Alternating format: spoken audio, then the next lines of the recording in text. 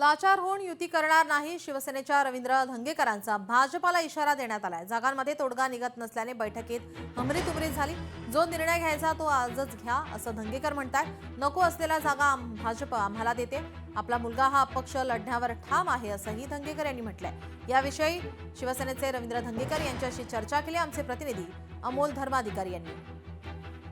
पुण्यामध्ये भाजप आणि शिवसेनेची युती होणार का यावर अद्यापही तोडगा निघालेला नाहीये। शिवसेनेला समाधानकारक जागा अद्यापही भाजपकडून दिल्या जात नाही आणि त्यामुळे शिवसेनेने आणखीन नवा प्रस्ताव हा भाजपला दिलेला आहे। 25 जागा म्हणजे सुरुवातीला 15 जागा भाजप त्यांना देत होतं, मात्र त्या जागा शिवसेनेला मान्य नाहीयेत आणि 25 जागांचा नवा प्रस्ताव दिल्यानंतरही पुण्यातील भाजपच्या नेत्यांनी तो प्रस्ताव नाकारलेला आहे आणि त्यामुळे हा सगळा विषय आहे तो आता मुंबईमध्ये गेलेला आहे। मुंबईमध्ये एकनाथ शिंदे आणि देवेंद्र फडणवीस यांच्यामध्ये जी काही बैठक होईल त्याच्यामध्ये यावर तोडगा निघतो का हे पाहणं महत्त्वाचं आहे। पण पुण्यामध्ये सर्वात चर्चेचा विषय ठरतोय तो म्हणजे रवींद्र धंगेकर विरुद्ध भाजपा। कारण रवींद्र धंगेकर यांनी शिवसेनेकडून 2 तिकीटं ही खरं तर पक्षाकडून मागितलेली आहेत, ज्याला भाजपकडून मात्र विरोध होताना पाहायला मिळतं। याचं नेमकं कारण काय आहे हे जाणून घेणार आहोत। स्वतः रवींद्र धंगेकर आपल्यासोबत आहेत। तुम्ही 2 तिकीटं पक्षाकडे मागितलेली होती, पण भाजपकडून जी 15 जागांची यादी देण्यात आलेली होती तुम्हाला, त्याच्यामध्ये फक्त एकच जागा देण्यात आलेली आहे, ती पण महिला आरक्षित असलेली जागा आहे। म्हणजे तुमच्या ज्या पत्नी आहेत ज्या निवडणूक लढवणार आहेत त्यांच्यासाठी। दुसरी जी जागा आहे ती मात्र भाजप तुम्हाला देत नाही, याचं कारण काय आहे? नाही, याच्यामध्ये कुठली यादी अजून ती फायनल नाही। कोणाला तिकीट मिळणार ती फायनल नाही, अंतिम निर्णय झालेला नाही। त्यामुळे माझ्या मुलाला मिळणार आहे का नाही मिळणार हा विषय लय लांबचा राहिला। पण विषय असा आहे की लाचार होऊन युती करायची नाही अशी आम्ही विनंती करणार आहे। जी सन्मानाने युती झाली पाहिजे, सन्मानाने सगळ्या कार्यकर्त्यांना न्याय मिळाला पाहिजे आणि माझ्या मुलाचा निर्णय निवडणूक लढवायचा असेल तर तो घेणार आम्ही समजतो, पण तो त्याचा निर्णय, शेवटी तो लोकशाहीमध्ये त्याला अधिकार आहे आणि निवडणूक लढवायची नाही लढवायची हा त्याचा अधिकार आहे आणि आम्ही त्याला विनंती करतो की तुझा बाप धनुष्यबाणावर आहे, तू धनुष्यबाणावर राहिला पाहिजे आणि तो म्हणला पप्पा तुम्ही बघा नाही तर मला माझा निर्णय घेऊ द्या। शेवटी निर्णय अंतिम नाही, निर्णय अंतिम तर अजून झालेला नाही। पण आज जे कार्यकर्त्यांमध्ये चलबिचल पाहता आम्ही, तुम्ही बघितलं आमच्या बैठकीमध्ये बी हमरी तुमरी होती, कार्यकर्ते रस्त्यावरून आंदोलनं करतात।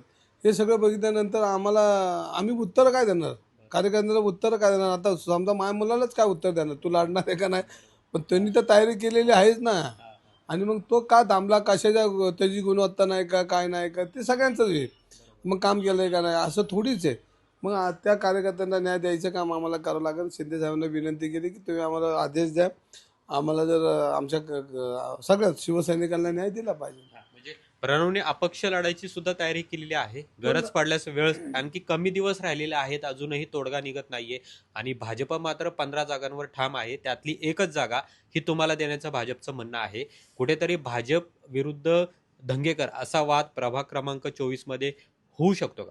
नाही, तो निर्णय झाला नाही कोणाला उमेदवारी द्यायची आणि कोणाला नाही, हा फायनल निर्णय नाही। कोणी काय विरोध करतो तो मला माहित नाही, का त्या वाटाघाटीला मी नसतोच, तुम्हाला माहिती, त्यामुळे कोणी विरोध केला माहित नाही। पण माझा मुलगा लढणार, कालपर्यंत आम्ही म्हणत होतो बघ तो लढणार हे ठाम आहे। नाही, तो आता ऐकायला तयार नाही, त्याला लढायचं। मी म्हणलं बोल थांब जरा, आपण बोलू, शिंदे साहेबांशी मी बोलतो, आपण बोलू, आपण असं घाई करू नको। पण त्याने आता एकदा तो थांबणार, पक्ष लढायची पण तयारी केलेली आहे, मनस्थिती केलेली आहे त्यांनी। नाही, निवडणूक लढवणार ही तयारी त्याची आहे, त्याला आम्ही समजवतोय। आपण शेवटी आपण पक्षाचा विचारधारा आहे, त्या पद्धतीने आपण एकमेकाला समजून घेतलं पाहिजे। पक्षाची विचारधारा आहे हे मान्य आहे, पण तुमच्या मुलाला जर निवडणूक लढवायची आहे त्याबाबतचा निर्णय अजूनही होत नाहीये, त्यामुळे काहीतरी निर्णय घेणं अपेक्षित आहे। आता पण त्याला मी सांगतो की अजून शिंदे साहेबांचा आदेश नाही, निरोप नाही, आपण त्या पद्धतीने करू, जरा थोडी गडबड करू नको। पण तो ऐकन ते धंगेकरांचं रक्त कुठलं? तो अपक्ष लढला तर तुमचा पाठिंबा असणार त्याला? शेवटी बघा, मी धनुष्यबाणाचा प्रचार करणार आहे, शिंदे साहेबांचा कार्यकर्ता आहे, तर मी धनुष्यबाणाचं माझं प्रेम असणार आहे, माझं थोडीच त्याच्यावर प्रेम असणार। पण आता इथं म्हणजे प्रभाग क्रमांक 24चा जर विषय घेतला तर तिथं भाजपचं